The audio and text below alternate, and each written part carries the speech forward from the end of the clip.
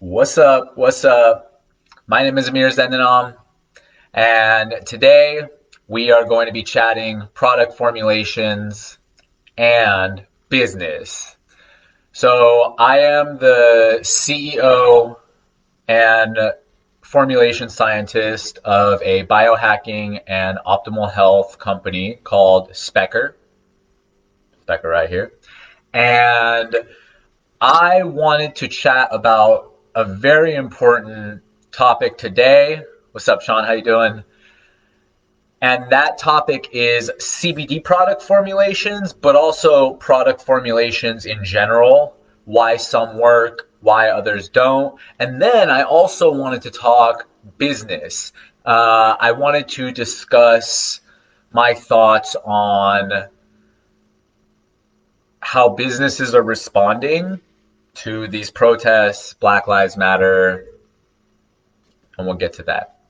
Um, so we are here just doing a live right now. I'm going to be here for about 1 hour. If anybody has any questions through this, please ask.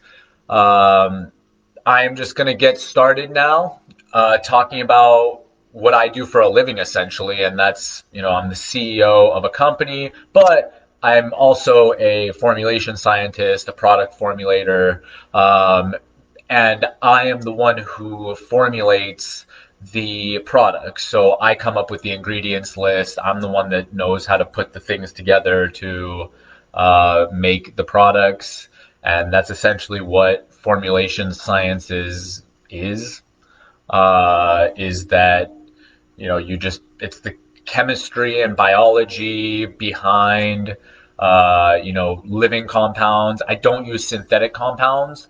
Perhaps I will in the future. I don't know. I don't have anything against them per se. However, just given the current efficacy of synthetics compared to natural derivatives, I just go with natural. Before we get started, gotta take some Spekr CBD right now.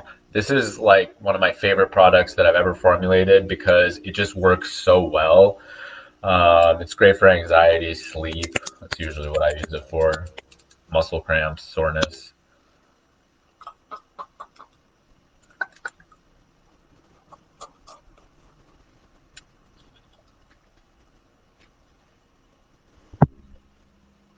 Oh yeah. So you can get some of this at spekrcbd.com. You can use my discount code Amir and get yourself a nice discount. So, um, I recently wrote this article that was like 9 reasons why the CBD oil you bought didn't work. And I just wanted to go over some of those points because it is very, very important for the consumer to understand what they're doing with their money. And the more you can understand about the ingredients list, the more intelligent you will be with your buying options. And part of my business model with Spekr is, we sell products like these CBD drops, but I use Spekr as a educational platform as well. And through that educational platform, I attempt to educate consumers on a level that other businesses either don't know, don't want to do, or they don't want you to know what they know. And I am trying to bridge the gap between those worlds on the back end and the front end because that was one of my big frustrations on the front end of a lot of these businesses is that if I knew how things were working on the back end better, I would probably make better buying decisions. So let's chat about it. So, Spekr focuses on CBD products right now. However, this advice crosses over into every ingredients list. Anything that has an ingredients list, this information can cross over into and be very valuable. So for me, in the CBD world, there's just a handful of bad products out there. Well, most of the products are bad products. They don't work that well. They are dosed lower than they say they are. And a lot of the, or a big driving factor for me making my business Spekr is my frustration. I was trying so many different products, and before Spekr, even I was just formulating all these different kinds of products, and whether food or supplements, cannabis products, whatever. I was just It started with food and supplements. Essentially, I was working out, it's like 10 years ago or something, working out at the gym, eating. And then I started reading ingredients lists around that time, and just researching the ingredients that were in these products, and I found that it was disgusting. And I've just been down this long road to where you research and you're like, I can't eat that anymore. And it just happens so often that I'm like, okay, I just have to do it myself then. So what I've done is I have just learned how to do all of these things myself, and I hope that I can impart them on you as well. So you can start it how I started it out, which is just in the kitchen of an apartment. So you ascend up from there, but you start small.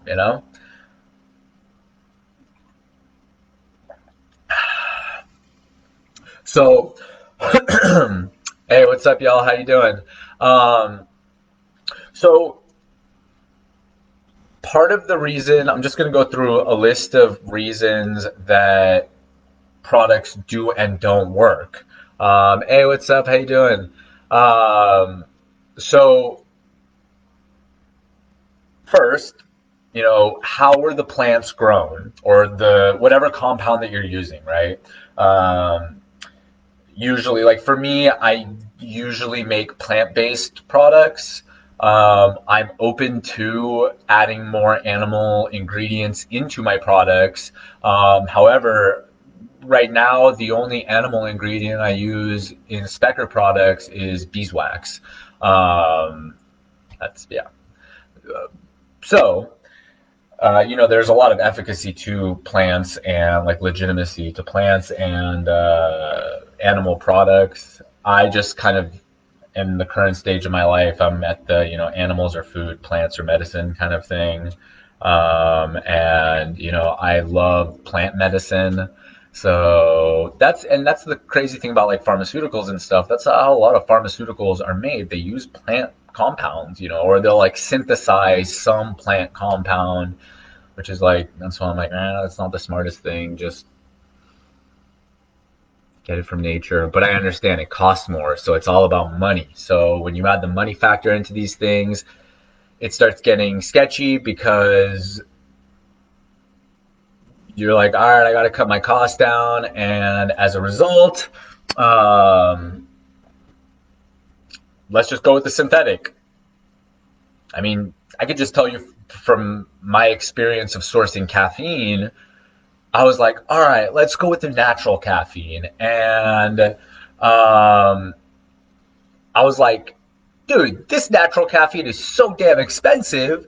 Like, I can't even formulate this product. So, like, it makes you realize why companies do these things, but I don't cut those corners. So, the way I look at it is that I'll take a loss in profit if that means keeping the standard as high as possible. So I plan to keep that standard all the way to the top.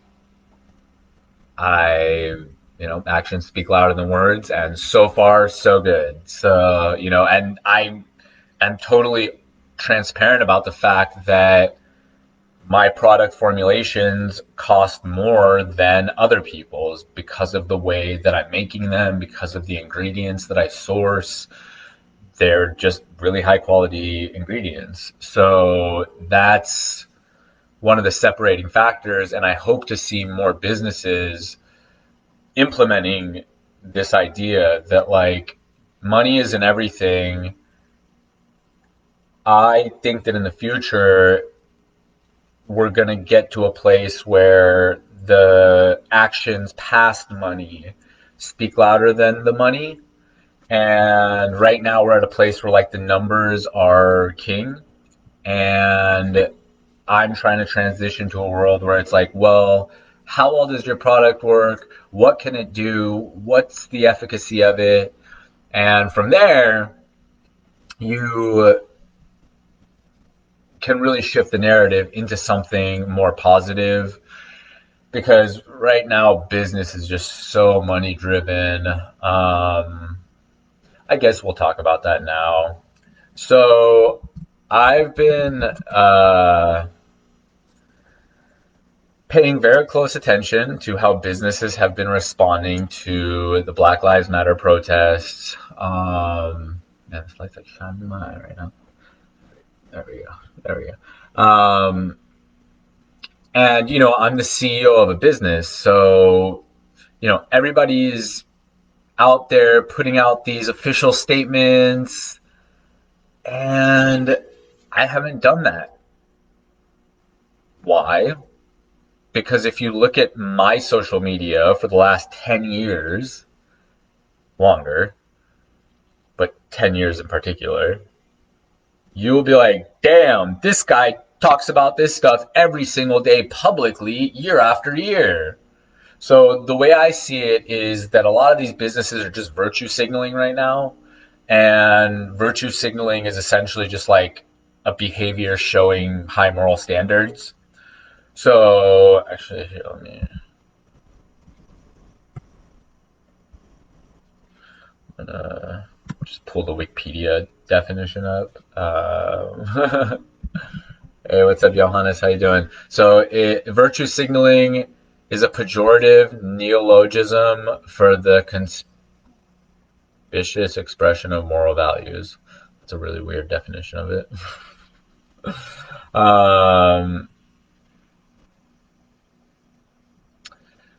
Yeah, that's so. Virtue signaling is essentially like, it's getting really easy to take the moral high ground now, and I just don't. It doesn't mean that people are being inauthentic. And I'm not hating on businesses for doing this. I just want these same businesses who are all now, when it's really, really convenient and popular, and now, I just want all you businesses to remember after this is all over that you will continue on with these ideas of justice, freedom, peace, love, connectivity. So, from my perspective, I'm like, yeah, of course I support them. I support them in my actions all the time. I publicly risk myself all the time talking about these things, like defund the police. You know how unpopular it was to say that like a month ago? And now it's totally not. I've been saying that for like 10 years. I'm like, yeah, we need to defund all government services. It's a blow to the economy. We don't need to be spending money on so much of this bureaucracy. So that's what I wanted to talk about as far as businesses and how they're all putting out these statements, these public statements. And I really hope that they will continue this. It's just, the way virtue signaling goes, it's like you do it, like you typically do it when it's easier to do. So for me, it's never been easy. It's always been super risky. And that's why I'm saying now, okay, if you're doing this now, then, you took the risk. keep taking the risk. If you're a CEO, start putting yourself out there, start talking about these concepts, you know. I post a lot of things on my own social media where I'm like, wow, this is really pushing it, you know. Hey, what's up, Austin? How you doing? You know, like this is really pushing it. Like this is really unconventional. And I'm like, dude, fuck it. Like as business leaders, we have to take that responsibility and have that self-awareness to recognize that if you're in a position of power, you have to use that power wisely, you know? And the way I see it is if you are coming up in the world, you should be speaking out way more than other people because you have influence. So, you know, if you're just going to use that influence to make some money, then like that's where the shift is coming now, you know, to where you're like, okay, well, we don't need to focus on money so much anymore.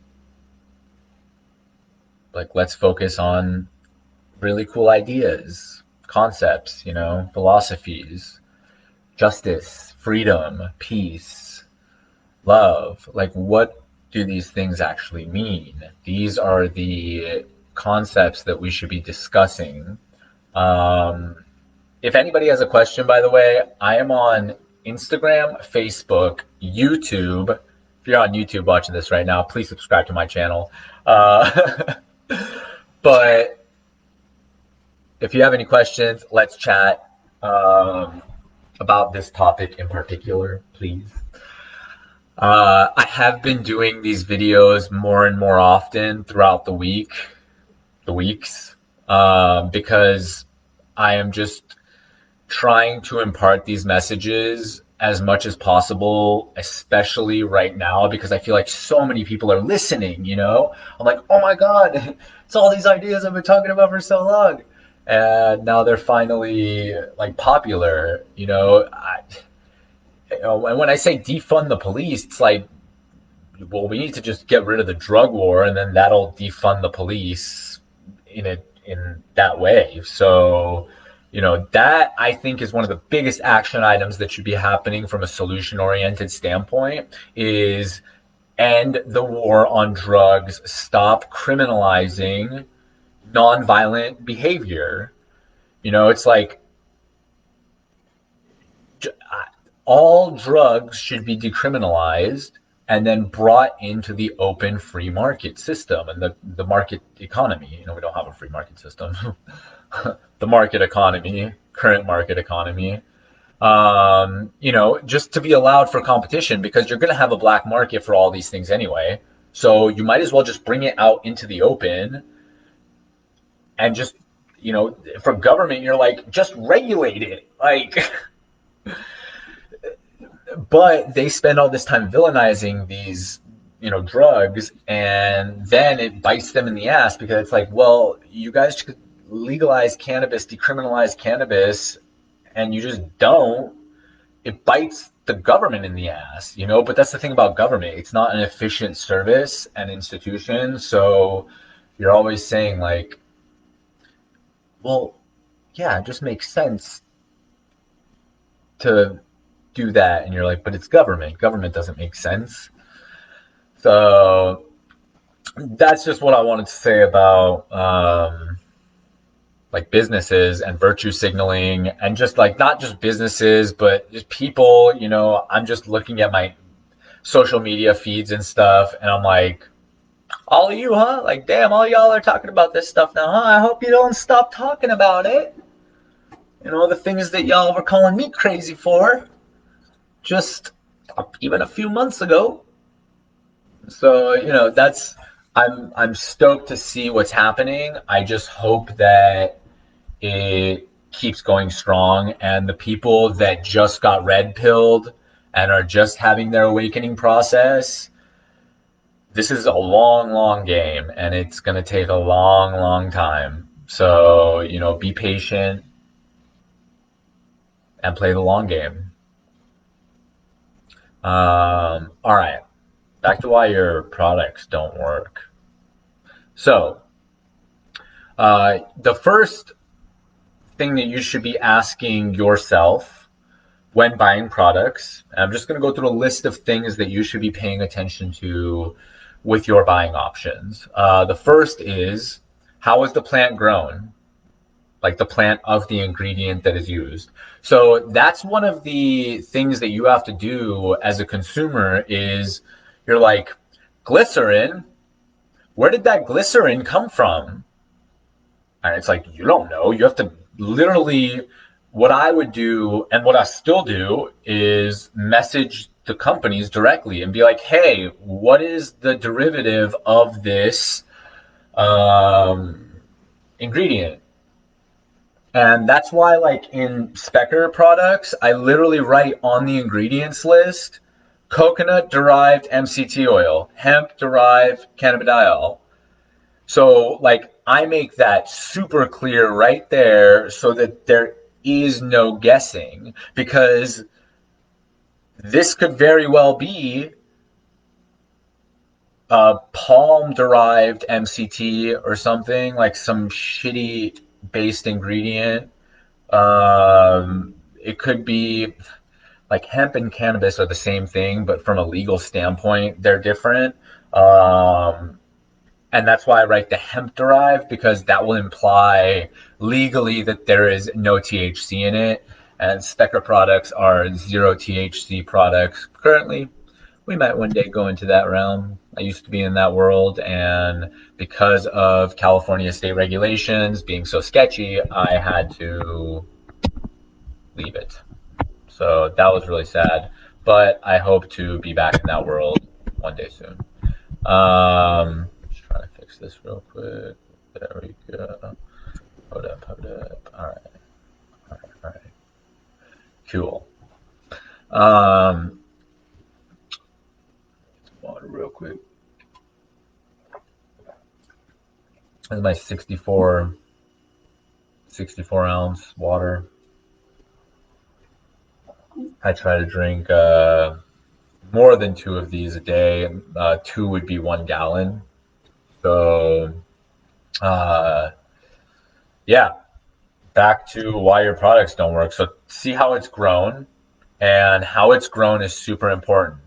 For me, and I'm just imparting this on you, you can do it if you want to. This is how I learned the things that I learned. I would be like, okay, how was it grown? Like, where was it grown? Indoor, outdoor, greenhouse, like for each ingredient, And that's the thing with my ingredients. I'm like, yeah, I know that about all my ingredients, because that's what I was asking about other ingredients. So, of course I'm going to do that with my own. So, the difference between indoor, outdoor, and greenhouse growing is drastic. So it's really important.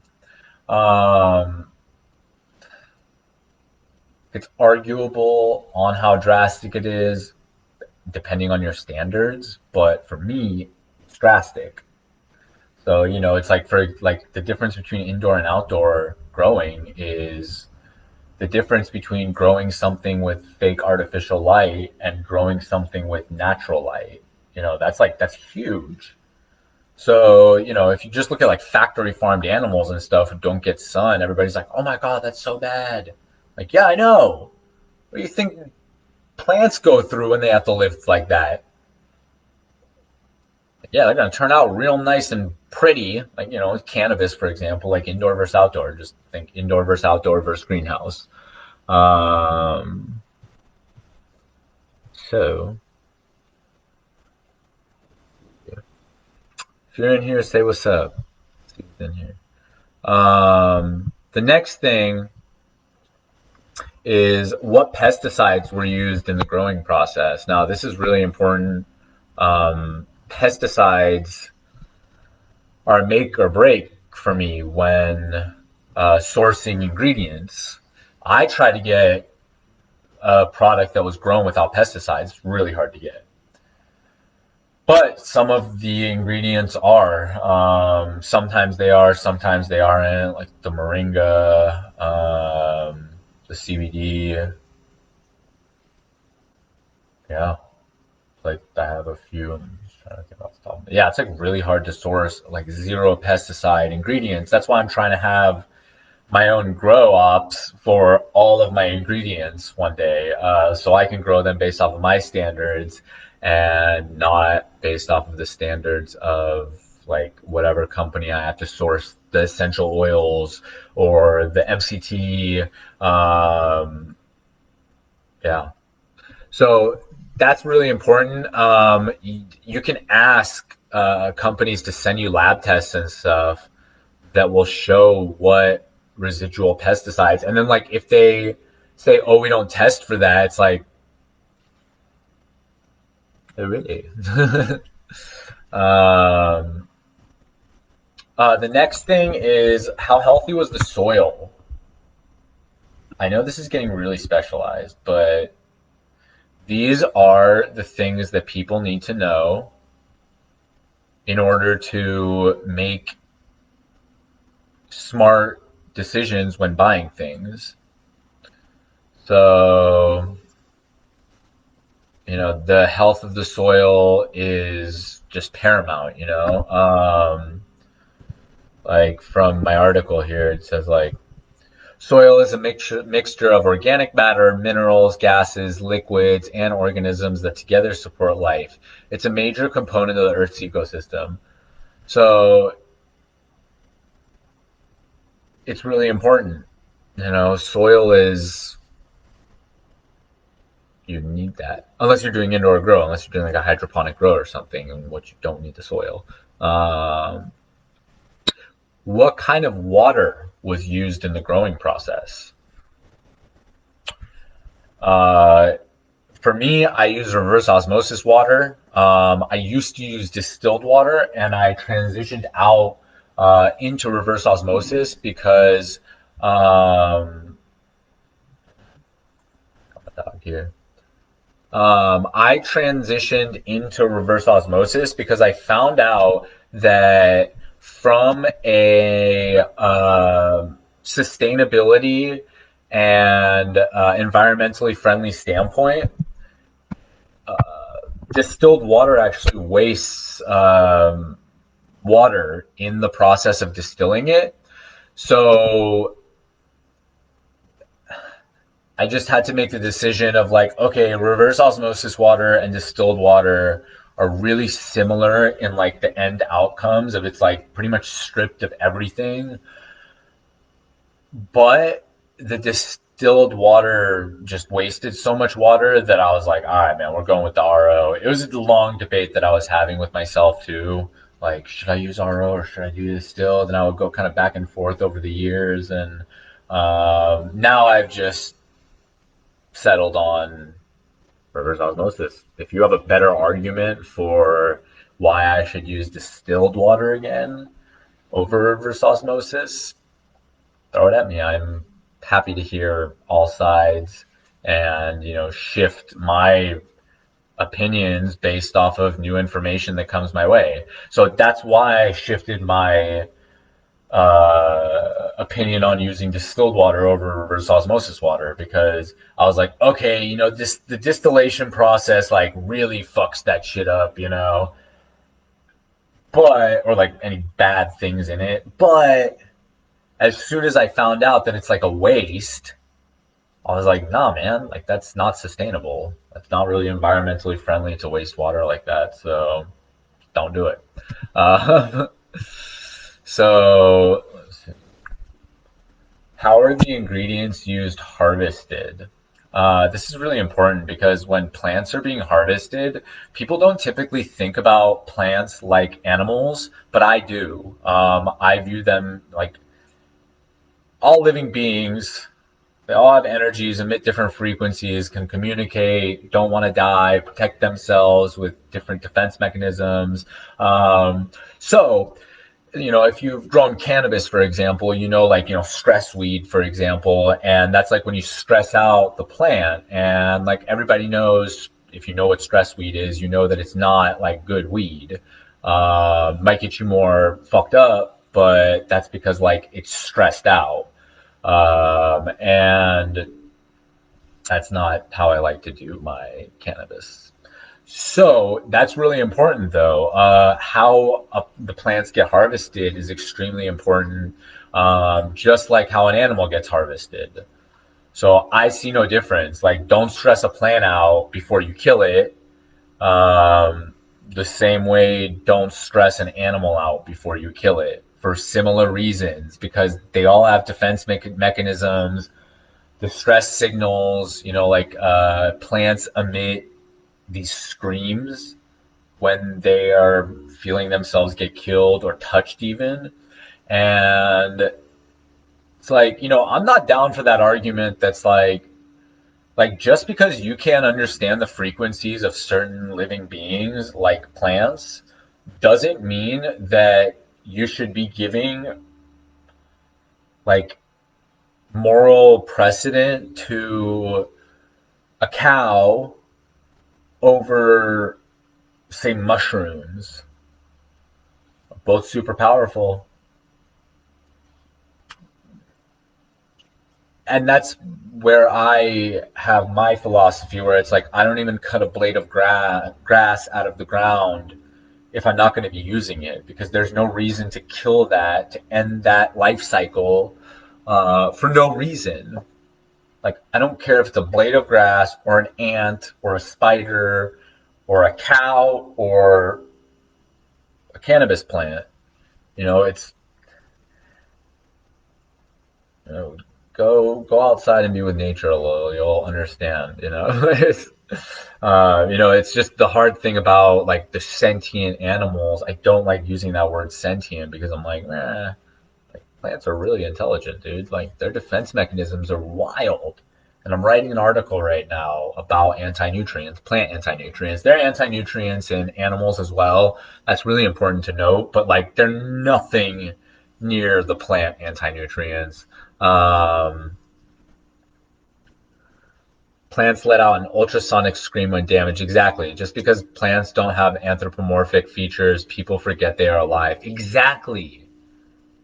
Exactly, Kate. So, I, nah, I love plants. I love animals. I love all living beings. And I don't give, you know, moral precedent to any of them. They're all equal. Like I said, the blade of grass or the spider. Same thing to me. Like, I'm not going to kill the spider. I'm not going to rip the blade of grass. From an ethical standpoint, I'm like, I'm sorry. I understand consciousness at a higher level. So I can see that everything alive is emitting these energies and frequencies. Um, and then the next thing is anti-nutrients. Anti-nutrients are really the reason that I'm writing the anti-nutrient article right now is because I am really fed up with the fact that animal foods and instead of plant foods get such a bad reputation all the time. Where in reality, the plant foods are causing way more problems than not factory farmed animals, because that's fucked up and it's gross and you shouldn't eat it. It's unhealthy and it's destructive to the world and your spirit. But anti-nutrient focus is arguably why Spekr products work so well and why other products don't, because most product formulators aren't using the mindset that they take from food science, or plant science, which would be the study of nutrients in plants, essential nutrients, micronutrients, macronutrients, anti-nutrients, and many of these formulation scientists are chemists. So as a chemist, you know the formulas to put together, but you don't know nutrition science and cell biology and like proper diet and all it's just like so many different things that I had to put together to properly be able to figure out how to make these products and make them efficient and make them the best products that exist on the market as far as efficacy goes in the CBD world, because I've tried so many other CBD products. I regularly try other CBD products so that I can have a gauge for other ingredients lists and just other what other people are doing. I can learn, and I do. I learn a lot from other people's businesses and their ingredients lists, and I'm like, oh shit, like that's a cool ingredient, and I'll go research it, and then I learn, and then I get to implement something different. So, and I love that.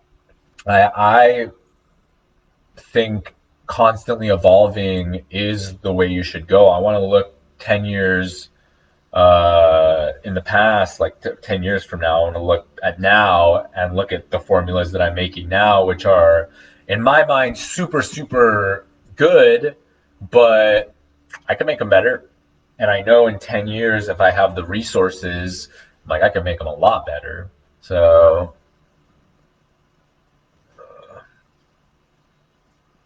like light is shining in my eye. Ugh. I usually don't have like a lot of artificial light on either, unless I'm doing video and stuff. And it's crazy what it does to your like mind and body having so much artificial light around, because usually I go with natural light now. And when I have like there's one there, one there, one there, and one there, and I'm like, oh my god, I need to be right back. I'm gonna go turn some of these lights off.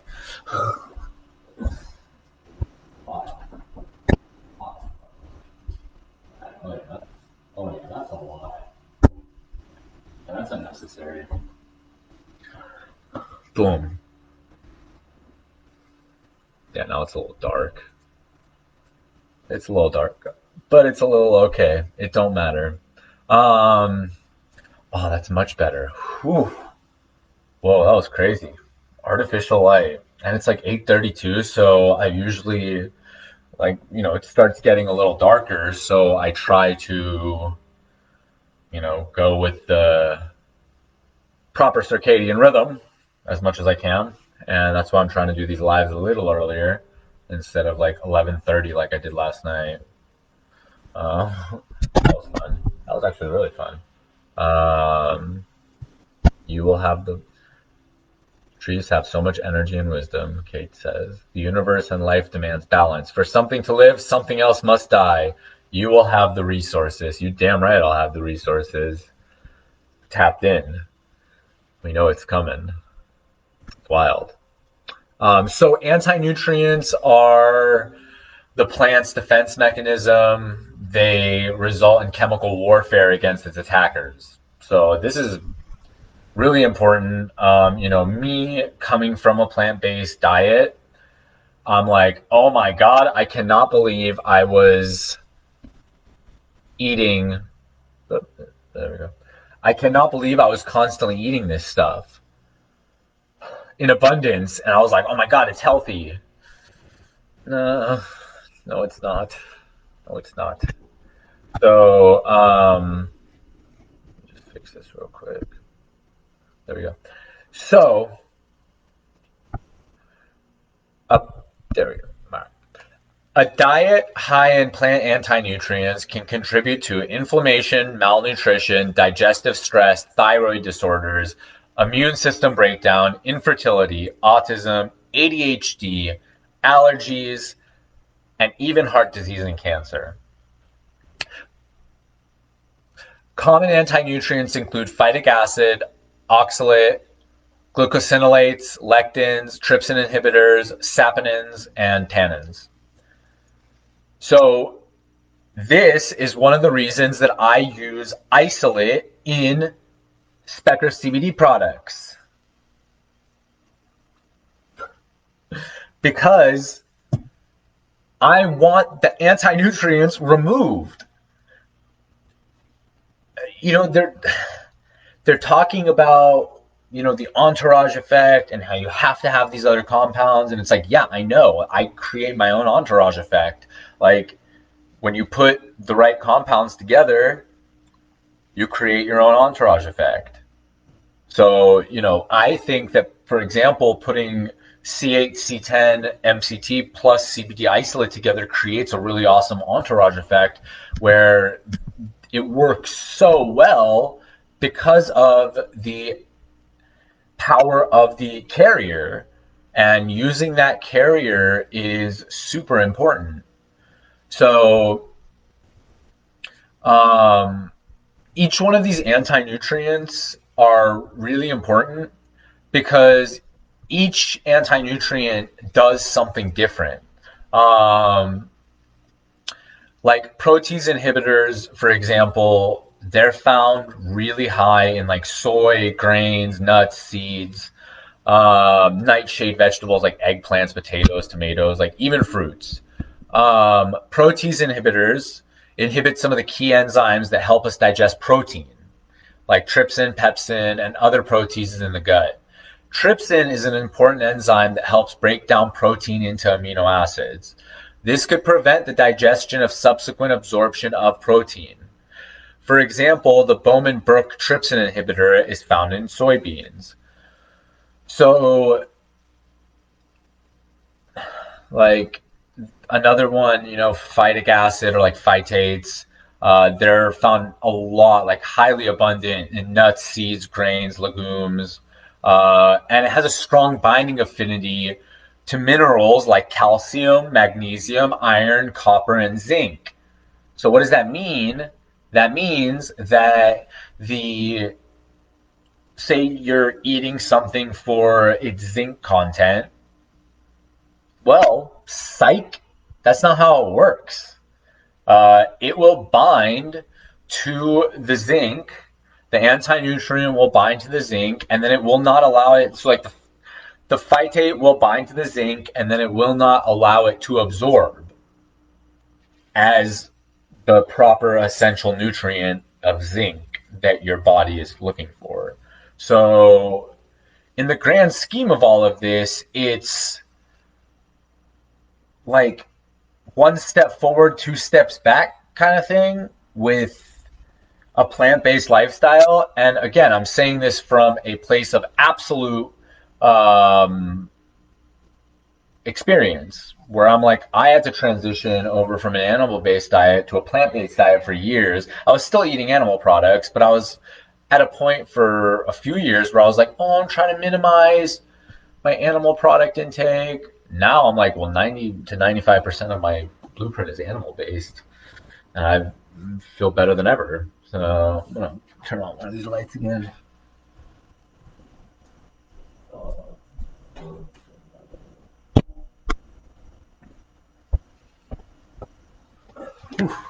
Um, so that's just one anti-nutrient, right? Well, protease inhibitor would be another, but you see, like that's gonna block the protein from absorbing. Essentially, like it doesn't digest the protein; it blocks some of the key enzymes that help you digest protein, like trypsin. So this is really important. And the thing with some of these deficiencies is that many people aren't super deficient in them, but if you're going to have a long-term, say, vegan or vegetarian diet that's super carbohydrate based, you're eventually going to be dealing with nutrient deficiencies. You know, I've literally been taking the last few years now to like boost up a lot of the nutrients that I was like, oh my God, I was eating all these plants because I thought that the nutrient content was really good in some of these plants, but in reality, They all have anti-nutrients in them because they don't want to be eaten. They didn't want to be killed. So this is why I don't differentiate. I'm like, dude, these plants are hella smart. They have so much power that they can hurt humans in this way. So another anti-nutrient would be lectins. That's like found in legumes like beans, peanuts, soybeans. It's found in grains like whole grains. That interferes with the absorption of calcium, iron, phosphorus, and zinc.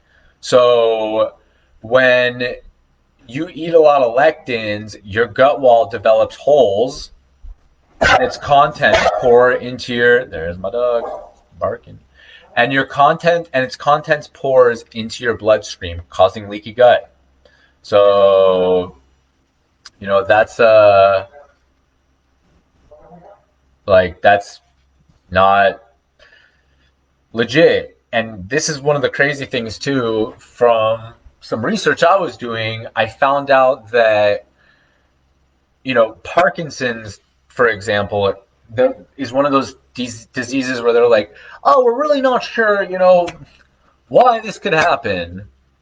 And it's like, well, research shows that lectins could have a role in Parkinson's disease. And the way the lectins work is that they can break through your blood-brain barrier.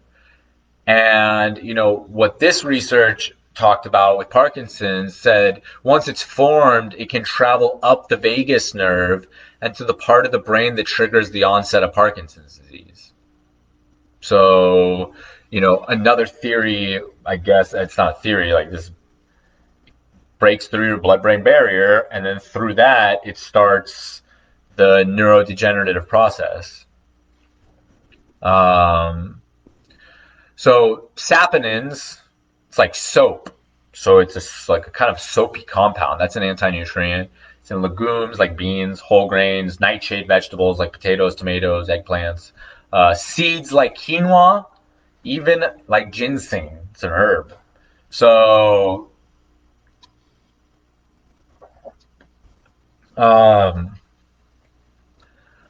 this anti-nutrient interferes with the same thing, like nutrient absorption. So it's just a whole list of anti-nutrients. And another one, oxalate, like that's huge. That's essentially like calcium oxalate is what creates kidney stones. So that's spinach. Like people are saying, oh, go eat spinach. Almonds are really high in oxalate. So peanuts are super high, even chocolate, teas. So that's the thing. A lot of these health foods aren't really health foods. It's blocking the absorption of calcium.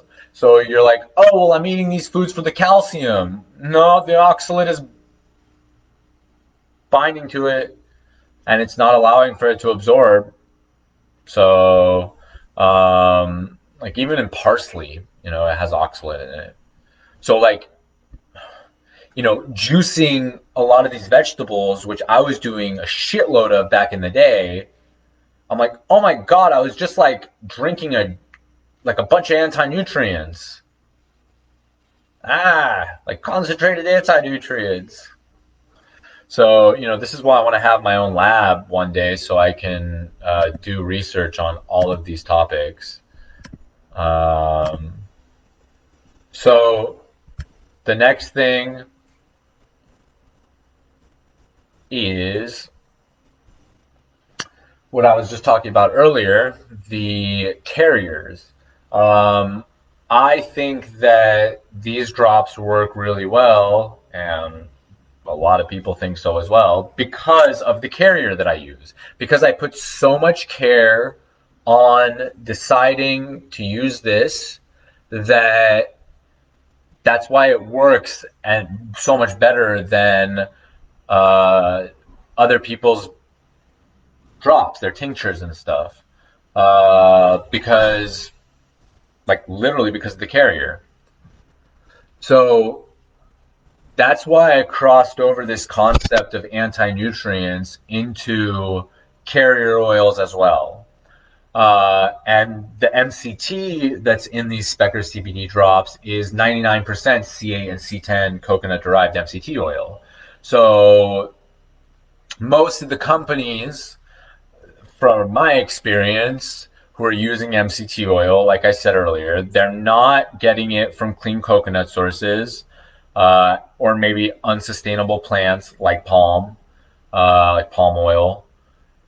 And another problem with a lot of MCT oil is that it has a lot of residual plant material, a lot of residual MCTs as well, like C6 and C12 triglycerides, which slow down fat absorption and digestion. So that's the crazy thing about the C8 is that it converts the energy super quick, like through one step of digestion. It is a superfood. Like C8 MCT is a superfood in my opinion. And then the C10 is an awesome antibacterial. So it has those properties, and then mix it together with the CBD isolate, and you got these drops.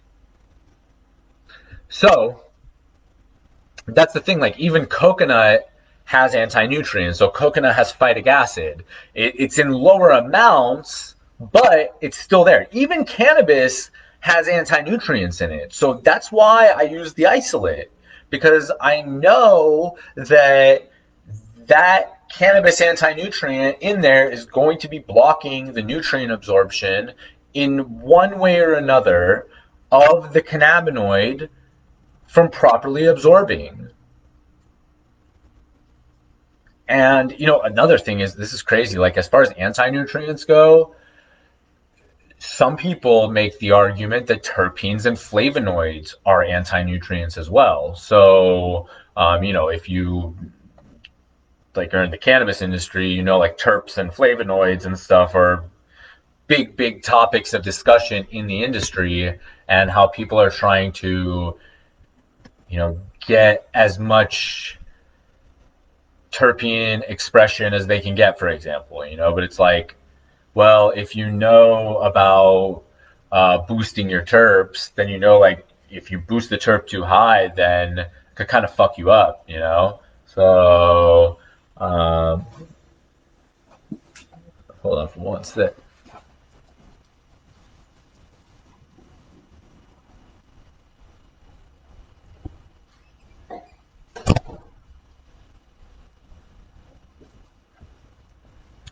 All right. So, yeah, that's again why I need to have my own lab really soon, so I can discuss these things in a research setting. One second. A little watch party here on the Spekr page.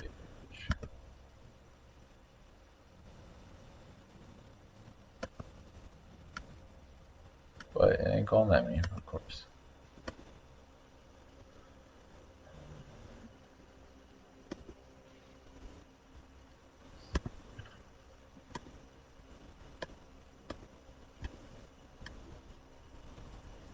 There we go.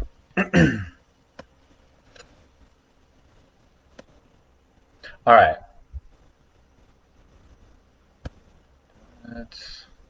Oh, there we go. All right.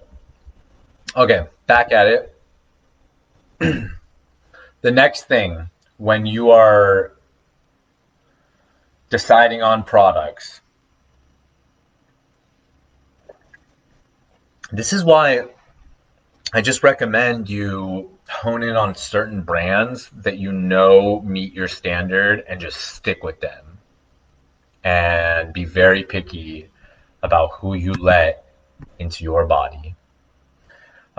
Because this is a big thing. Like, what temperature were you manufacturing the products at? Heat matters. I formulate my products at the lowest heats possible. I always focus on my formulations being no hotter than they need to be to blend in the carrier oil, because heat degrades the nutrients rapidly and can lessen the bioactivity and bioavailability of the product. So that's one of the big things. Like, okay, well, 500 milligrams here, like, how much of that is bioavailable by the time it digests and actually releases?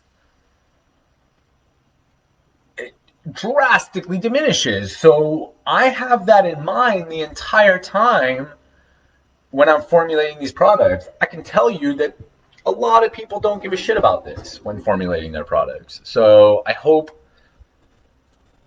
that this can be a standard that, if you're watching this, you just impart this on other people. Like, you ask them, you email them, like, hey, what heat did you make these at? And they should be able to tell you. So, and you, as the consumer, should do the research to know what temperatures are good, what temperatures can degrade nutrients, certain nutrients, what temperatures can degrade specific cannabinoids. So that's up to you as a consumer to figure out, because if you can figure these things out, you will make the best decisions possible. So here's another thing about how to pick the best products. And this will be like the last thing I got here now. And it's a pretty important one. When was the final product actually made?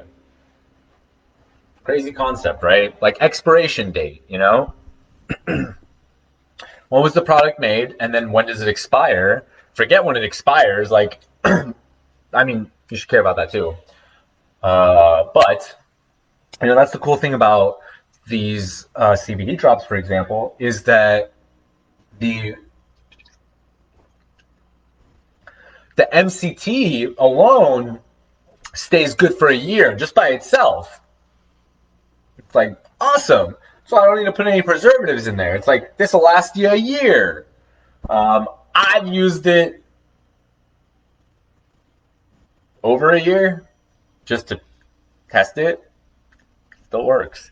From my experience, the bioavailability of cannabinoids can last for years. It's wild, really wild. Like, it just shows the resilience and power of cannabinoids. Hey, Soren, what's up, bro?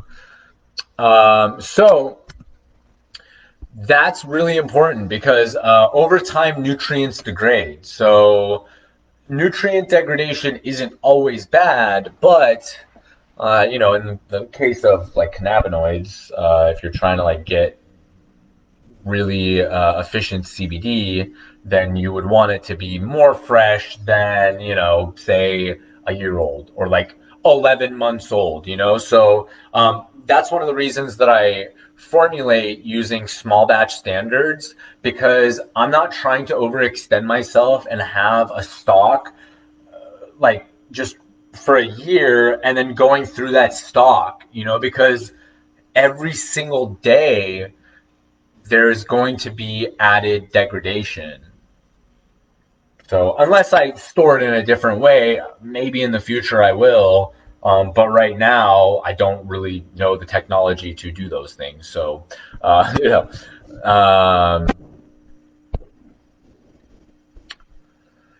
so